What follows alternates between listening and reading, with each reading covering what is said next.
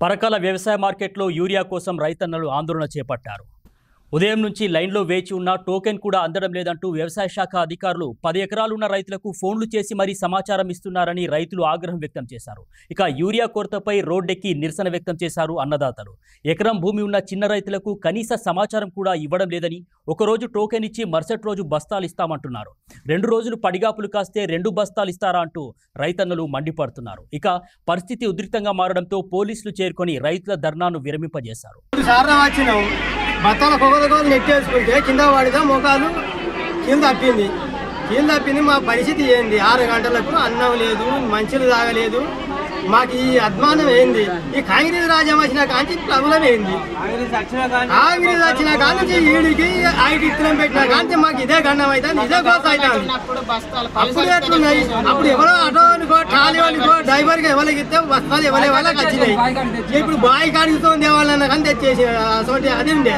ఇప్పుడు ఏమంటే కాంగ్రెస్ రాజ్యం వచ్చింది. మా పరిస్థితి ప్రజలది, జనాలది. ఆడళ్ళు మొగళ్ళు పిల్లల చట్టి పిల్లలు పట్టుకొని వాళ్ళు అనమాసం ఎత్తుతారు, కుడుకుము లేక అంగోళ్ళు ఇస్తారు. మా పరిస్థితి ఇట్లున్నది. నాట్లో వేసినప్పుడు కొంతమంది అయితే అప్పుడు కూడా వేయకుండా వేసిండ్రు నాటు. సరే ఇయ్యాలి కాకుండా రేపు వస్తాయి బస్తాలు తెచ్చినాక వేసుకుందాం అని వట్టిగా కూడా నాటు వేసిన రైతులు ఉన్నారు. వాళ్ళు వేయరు, పొలాలు చక్కగా వేసిన పొలాలు వేసినట్టే ఉంటాను. ఇక ఇదిలా ఉంటే రైతులకు సరిపడా యూరియా బస్తాలు అందించే విధంగా చర్యలు తీసుకుంటున్నట్లు వ్యవసాయ శాఖ అధికారులు వెల్లడించారు. ఇంకా యూరియా బస్తాలు రావాల్సి ఉందని రైతులెవరూ అధైర్యపడవలసిన అవసరం లేదన్నారు. ఈరోజు మనకు 444 బస్తాలు మనకు పిఎస్సిఎస్ మాదారం రావడం జరిగింది. పిఎస్సిఎస్ మాదారంలో కానీ మనకు మొత్తం నడికూడ మండలంలోని అన్ని విలేజ్లు మరియు 4 విలేజ్లు పరకాల మండలం సంబంధించిన విలేజ్లకు ఇవ్వడం జరిగింది. సో 444 బస్తాలు 2 చొప్పున మనం ప్రతి రైతుకు ఇవ్వడం జరిగింది. కొంతమందికి రాని వాళ్ళకు ఈరోజు మరి వాళ్ళకు నిరాశ చెందకుండా మరి మనకు వచ్చే అగ్రోస్ నడికూడ కూడా మళ్ళీ నార్లాపూర్లో కూడా రావడం జరుగుతుంది. అక్కడ కూడా ఈరోజు టోకెన్ దానికి సంబంధించిన టోకెన్స్ ఎవరెవరు నిరాశ చెందకుండా వారికి టోకెన్స్ ఇవ్వడం జరుగుతుంది. వాళ్ళ అగ్రోస్ నడికూడ రేపు మార్నింగ్ మనకు క్రిప్కో యూరియా రావడం జరుగుతుంది. మరి ప్రైవేట్ పరంగా కూడా ఒక 4 సెంటర్లలో పరకాల పట్టణంలో 3 మరియు 2 సెంటర్లలో మన నడికూడ కంటపూటూరులో మనకు రేపు క్రిప్కో యూరియా రావడం జరుగుతుంది.